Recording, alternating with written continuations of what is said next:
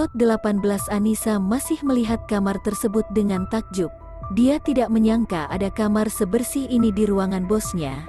Apalagi ruangan ini tidak pernah dibuka dan selalu terkunci. Anissa memeriksanya sudut dari sudut. Membuka kamar mandi yang ditunjukkan oleh bosnya dan ternyata benar. Di dalamnya terdapat bathtub dan berbagai parfum aromaterapi. Anissa kemudian kembali ke kamar dan merebahkan tubuhnya di atas kasur. Dia memang merasa lelah dan sangat mengantuk akibat tidak tidur dengan cukup. Kasurnya sangat empuk, berbeda dengan kasur di kamarku. Memang kehidupan orang kaya jauh berbeda dengan orang miskin sepertiku. Andai ayah dan ibu masih ada, aku pasti akan merasakan kasur yang empuk juga walaupun tidak seempuk kasur ini, gumam Anissa. Tak terasa, sebentar saja Anissa sudah tertidur dengan pulas di kasur itu. Reyhan kembali ke kursinya dan mengecek semua file yang Randy kirimkan. Setelah memerikasa semuanya, Reyhan memanggil asistennya. "Kamu pernah meminta izin padaku untuk memasukkan seorang wanita bekerja di perusahaan ini? Apa kau tahu asal-usulnya?" tanya Reyhan. "Sudah tuan, wanita itu bernama Kimi. Dia bilang datang dari kampung dan terkena rampok di jalan. Tapi dia sempat memberikan KTP-nya pada saya tuan." "Jelas Randy, apa kamu melupakan sesuatu Randy?" tanya Reyhan kembali. "Saya rasa tidak tuan," jawabnya penuh dengan keyakinan. "Selidiki lagi siapa wanita itu, dan selidiki juga kinerja. Saya mencurigai sesuatu darinya," ucap Reyhan kemudian. "Dia seperti tidak asing di mataku." Kemudian Reyhan mengambil ponselnya dan membuka galeri. "Saya belum sempat melihat siapa wanita yang kau bawa. Tapi apa dia mirip dengan yang ada di gambar ini?" Reyhan menyerahkan ponselnya pada Randy. "Sedikit mirip, bedanya yang saya temui dalam kondisi kucel dan pakaian compang camping. Rambutnya pun pendek tuan." Randy terkejut karena foto yang ada di dalam ponsel bosnya mirip dengan wanita yang dia bawa bekerja di perusahaan bosnya itu. "Sudah kuduga. Tetap awasi dia. Dia suruhan dari perusahaan YN. Jangan sampai lepas dari pantauan. Saya yakin dia dalang di balik semua ini. Pasti ada orang dalam yang ikut andil dalam hal ini," ucap Reyhan. "Maafkan saya tuan. Saya terlalu ceroboh memasukkan orang tanpa menyelidikinya terlebih dahulu." Randy merasa bersalah dan sangat menyesali kecerobohannya. "Sudah. Bereskan saja masalah ini. Dan tetap hati-hati. Laporkan apapun yang kau dapat, dan jangan ulangi lagi kesalahan yang sama," ucapan Reyhan bagaikan anugerah buat Randy. Ini kali pertamanya dia memaafkan kesalahan fatal yang dibuat oleh karyawannya. Biasanya, dia akan memecatnya secara tidak terhormat dan memblacklist nama orang tersebut agar tidak bisa bekerja di mana-mana lalu membuat hidup orang tersebut tidak tenang. Randy sangat bersyukur karena Reyhan masih bisa mempercayakan dia sebagai asistennya dan tidak melakukan hal kejam padanya. "Terima kasih sudah memaafkan saya tuan," ucap Randy. "Saya akan memaafkan kamu jika kamu bisa membereskan masalah ini," jawabnya tegas. "Baik tuan, akan saya bereskan secepatnya," ucap Randy. "Kembalilah," usirnya. "Baik tuan. Saya permisi," jawab Randy.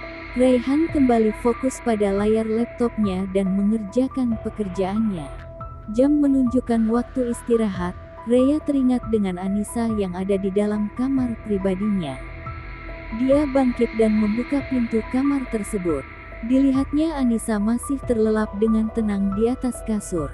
Reyhan berlahan menghampirinya, menatap Anissa dengan senyum mengembang. Dia terlihat cantik saat tidur. Bibir ranumnya terlihat manis, batinnya. Reyhan segera tersadar dari pikirannya saat Anissa berlahan membuka matanya. "Tetu tuan ngapain di sini?" tanya Anissa kaget melihat Reyhan sedang menatapnya. Anissa segera memeriksa bajunya. Dia takut Reyhan melakukan hal-hal yang tidak diinginkan saat dia sedang tidur. "Ini kamar saya, terserah saya mau ngapain," ujar Reyhan santai. Melihat wajah panik Anissa, Reyhan terkekeh geli. Sungguh sangat menggemaskan tingkah gadis itu baginya. "Basuhlah mukamu, lalu keluarlah. Saya butuh teman untuk makan siang," ucapnya. Reyhan berlalu meninggalkan Anissa yang masih berselimut. Saat Raihan sudah keluar, Anissa masuk ke dalam kamar mandi dan mengecek seluruh tubuhnya. Dia bernafas lega saat tidak menemukan hal aneh di tubuhnya. Kemudian dia keluar menemui Raihan yang sudah duduk di sofa menunggu Anissa dengan beberapa makanan yang sudah tertata di atas meja. "Temani saya makan." "Saya tidak bisa memakan semuanya," ujar Raihan. "Gak bisa makan banyak sok-sokan. Beli banyak makanan, kan mubazir kalau gak dimakan." Celoteh Anissa membuat Raihan mengerutkan keningnya. "Mau makan tidak? Kalau tidak, biar saya buang saja." Ucapan Raihan membuat Anissa cepat menjawab. Jangan mubazir kalau dibuang. Di luar sana banyak orang yang kelaparan karena tidak bisa mendapatkan makanan. Ini yang bisa beli makanan malah mau dibuang." Anissa mengambil makanan tersebut dan memakannya. Raihan hanya tersenyum menggelengkan kepalanya melihat tingkah Anissa. Saat sedang memperhatikan Anissa makan, dia baru tersadar bahwa dia belum pernah menyelidiki kehidupan Anissa sedikitpun. "Kamu, habiskan makanannya. Saya ada urusan." Raihan lalu bangkit dan menjauhkan diri dari Anissa. Dia mengirim pesan kepada asistennya untuk menyelidiki kehidupan Anissa yang sebenarnya.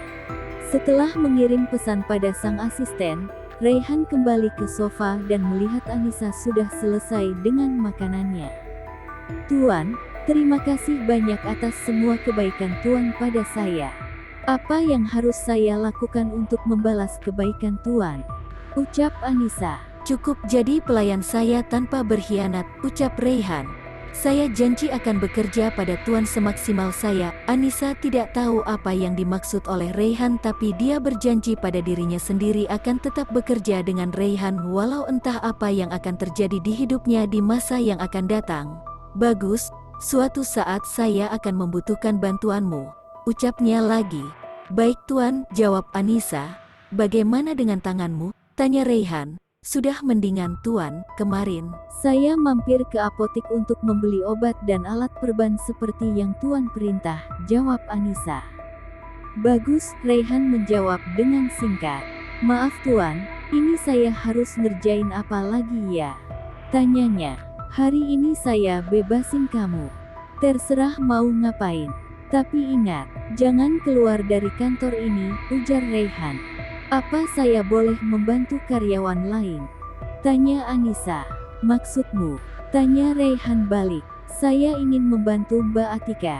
Oke di lantai bawah," ujar Anissa. "Baiklah, tapi jangan dengan karyawan lain," jawab Raihan pasrah. "Siap Tuan. Terima kasih. Kalau begitu saya pamit keluar." Anissa tersenyum senang dengan jawaban bosnya. Kemudian dia keluar dari ruangan Raihan menuju pantry. Dia ingin bertemu dengan Atika yang pernah dia bantu kemarin. Sesampainya di pantry, dia langsung bertemu dengan Atika yang sedang mengambil air minum. Sedangkan Raihan lagi-lagi hanya menggelengkan kepala melihat tingkah Anissa. Dia benar-benar merasa punya hiburan baru di kantor dengan kehadiran Anissa. Entah apa yang ada pada diri Anissa sehingga mampu membuat Raihan tersenyum lagi. Raihan saja bingung kenapa dia bisa tersenyum hanya dengan tingkah gadis itu yang tidak seberapa. Episode 19. Hari demi hari berlalu. Anissa lebih sering datang terlambat dengan berbagai lebam di tubuhnya. Raihan yang semakin heran dengan keadaan Anissa membuat dia teringat akan penyelidikan yang dia perintahkan kepada asistennya. "Ren, ke ruangan sekarang," kata Raihan di sambungan telepon. Beberapa saat kemudian Randy datang membawa beberapa berkas tentang penyelidikannya. Sesampainya di ruangan, Randy celingukan mencari keberadaan Anissa di sana. "Gadis itu sedang keluar. Mana berkas yang saya inginkan?" Raihan tahu apa yang asistennya cari sehingga dia langsung memberitahukan keberadaan Anissa. "Ini Tuan. Ini berkas tentang Nona Anissa yang Tuan minta. Semua data diri dan keluarganya ada di dalam," jelas Randy pada bosnya. "Sejak kapan kamu memanggil dia dengan sebutan Nona?" tanya Raihan seraya membaca berkas tersebut. Sejak hari ini Tuan," jawab Randy dengan senyum kaku. "Jadi, dia yatim piatu," kata Raihan. "Iya Tuan. Dan sejak remaja, dia ikut keluarga pamannya." Tapi ucapan Randy terhenti. "Kenapa?" Keluarga pamannya itu tidak menyukai Nona Anissa, sehingga mereka menjadikan Nona sebagai pembantu di rumahnya tanpa dibayar dan ucapan Randy terhenti oleh perkataan Raihan. Dan mereka yang sudah menyakiti Anissa. Begitu, sambungnya.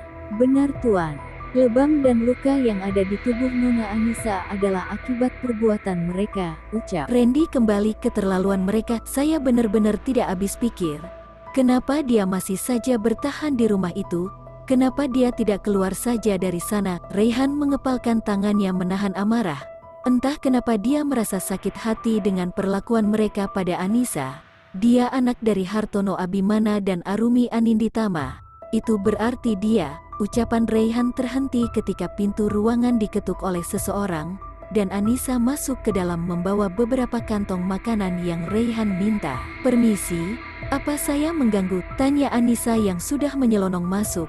Ya sudah, kamu boleh keluar, ucap Raihan kepada sang asisten.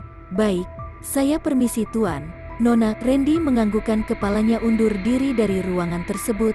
Mana pesanan saya? Tanya Raihan yang bangkit menghampiri Anissa. Ini Tuan. Lengkap dengan minuman yang Tuan minta juga. Anissa meletakkan makanan di atas meja dan menyusunnya. Saya mau tanya sama kamu, ucap Raihan seraya menghampiri. Anissa, mau tanya apa Tuan? Ucap Anissa. Selama ini kamu tinggal sama siapa? Dan dari mana luka-lukamu itu? Tanya Raihan. Kenapa Tuan menanyakan hal itu? Anissa bukannya menjawab malah balik tanya. Jawab saja pertanyaan saya, ucapnya. Saya tinggal dengan saudara saya, dan masalah luka di tubuh saya. Ucapan Anissa terhenti. Dia tidak mungkin menceritakan kekerasan yang dia dapat dari keluarga pamannya kepada Raihan. Kenapa? Apa keluargamu yang melakukannya? Raihan terus bertanya. Bukan Tuan, ini karena kecerobohan saya yang mengakibatkan saya terluka, jawab Anissa berbohong. Raihan mengerutkan dahinya, menatap tajam Anissa yang terus menunduk. Dia tahu Anissa ingin menutupi keburukan keluarganya agar dia tidak ingin ada orang yang berbelas kasih padanya. Baiklah kalau tidak mau cerita. Saya harap keluargamu memperlakukanmu dengan baik. Ucapan Raihan membuat Anissa mendongakkan kepalanya, menatap heran pada sang bos, yang seakan tahu apa yang Anissa alami selama ini. Makanan ini untukmu, kau bisa berbagi dengan temanmu yang ada di sini. Saya akan keluar hari ini dan mungkin saya tidak balik lagi ke kantor. Jadi, kamu bisa pulang lebih cepat jika pekerjaanmu sudah selesai, kata Raihan. Tuan serius kasih semua makanan ini untuk saya bagikan ke karyawan lain? Tanya Anissa tidak percaya. Apa saya terlihat seperti pembohong? Tanya Raihan. Tidak Tuan. Terima kasih untuk makanannya. Saya akan bagikan ke teman-teman saya. Anissa kemudian mengemas semua makanan yang ada di meja. Saya permisi Tuan. Sekali lagi terima kasih. Anissa berpamitan dan keluar membawa makanan dan minuman. Anissa masuk ke pantry dan di sana sudah ada beberapa OB-OG yang ingin beristirahat. Hai teman-teman, aku bawain kalian makanan enak, sapa Anissa sembari memamerkan makanan yang dia bawa. Wah, banyak sekali. Kamu habis dapat bonus dari Tuan? Tanya salah satu OB yang bernama Chandra. Enggak, ini dari Tuan Raihan. Katanya bukan kita semua, ucap Anissa enteng. Tumben bener Tuan kasih makanan kayak gini. Biasa cuma dapat bonus uang saku doang, ucap salah satu teman OG yang bernama Tiara. Atau jangan-jangan kamu ada apa-apa sama Tuan Bos ya? Ucapan Atika membuat semua menoleh ke arah Anissa. Enggak lah, ini memang rejeki kita aja. Orang seperti aku mana mungkin disukai sama bos besar, celetuk Anissa dengan tertawa. Bisa aja kamu pakai pelet muat melet Tuan Raihan. Secara dia kan masih muda, tampan, orang terkaya nomor satu lagi. Kali ini bukan temannya yang berbicara, tapi Ida, karyawan dari divisi umum yang saat itu hendak mengambil air minum. Kalau ngomong dijaga dong, jangan fitnah orang seenaknya, ucap Chandra. Iya, Anissa gak mungkin ngelakuin hal kayak gitu.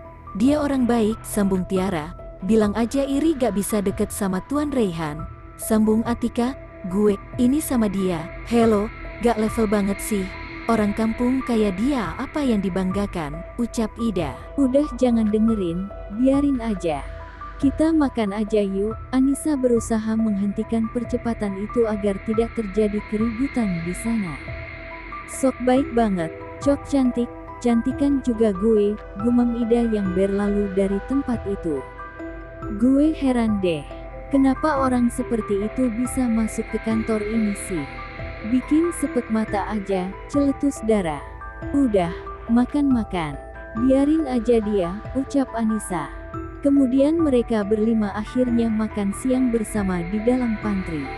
Biasanya mereka akan makan siang di kantin kantor. Tapi berhubung Anissa menawarkan makanan, akhirnya mereka mengurungkan niatnya untuk pergi ke kantin. Selepas makan siang, semua kembali bekerja sesuai tugas mereka, dan Anissa dengan sigap membantu teman-temannya membersihkan kantor. Sampai akhirnya jam kerja berakhir. Semua karyawan bergegas pulang, begitu pun Anissa. Saat sedang menunggu bus, Anissa dikagetkan dengan suara perempuan yang memanggilnya. "Anissa, kamu apa kabar?" tanya Cindy. "Cindy, ya Tuhan, aku kangen banget sama kamu. Kamu apa kabar?" Anissa tak menyangka jika dia akan bertemu dengan sahabatnya itu di depan kantor Rayhan. Mereka berpelukan dengan sangat erat, menyalurkan rindu yang sangat dalam satu sama lain. "Kamu lagi ngapain di sini? Ini lumayan jauh dari rumahmu?" tanya Cindy kemudian. "Aku kerja di kantor itu, dan ini sedang menunggu bus. Kamu sendiri ngapain di sini?" tanya Anissa. "Aku tadi abis ketemu sama temen, tapi ban mobil aku bocor jadi supir lagi ke bengkel dulu." "Jadi, kamu kerja di perusahaan itu?" ucap Cindy yang menunjuk perusahaan yang Anissa maksud. "Iya, aku jadi OG di sana. Lumayan bisa nabung." Cindy ucapnya senang. "Syukurlah, aku dari dulu cari-cari kamu, tapi gak pernah ketemu. Aku sempet ke rumah pamanmu tapi selalu diusir tiap kali tanya kamu. Terus kenapa kamu gak ikut acara perpisahan? Guru-guru tanyain kamu. Bahkan Putri and the Gangs ngatain kamu karena kamu gak ikut acara," cerita Cindy pada Anissa. "Aku gak pernah libur Sin. Sekali libur di kantor kerjaan rumah yang gak bisa ditinggalin," ucap Anissa sambil tersenyum. "Apa kamu gak ingin keluar dari rumah itu?" tanya Cindy. "Niatnya gajian nanti aku mau cari kos-kosan tapi belum cari tempatnya," jawab Anissa. "Kabarin aku aja kalau mau cari kosan ya, nanti aku bantu." Iya, katamu kamu pengen lanjutin kuliah, jadi kan?" tanya Cindy. "Untuk sekarang belum, uangku belum cukup. Nanti kalau uang udah cukup, aku ingin kuliah," sambung Anissa. Anissa memang pernah bercerita bahwa dia ingin sekali melanjutkan studinya setelah SMA. Dia ingin menjadi desainer terkenal seperti almarhumah ibunya. Tapi harapan itu pupus setelah nasib buruk yang dia jalani. Sehingga dia tidak terlalu berharap untuk cita-citanya itu. Bas, aku udah datang, aku pulang dulu ya. Pamit Anissa. "Bentar. Kalau kamu butuh aku, hubungi nomor ini ya." Cindy memberikan kertas berisi nomornya kepada Anissa. "Makasih Cindy, lain kali aku hubungi," ucapnya. "Hati-hati di jalan Sa," ujar Cindy kepada sahabatnya yang sudah naik ke dalam bus. Cindy senang bisa bertemu lagi dengan sahabatnya, dan dia senang karena sahabatnya mendapatkan pekerjaan di tempat yang bagus. Walaupun dia tahu hidup sahabatnya di dalam rumah masih sama dengan yang dulu, dia berharap Anissa bisa melewati kesulitan itu dengan sabar dan ikhlas.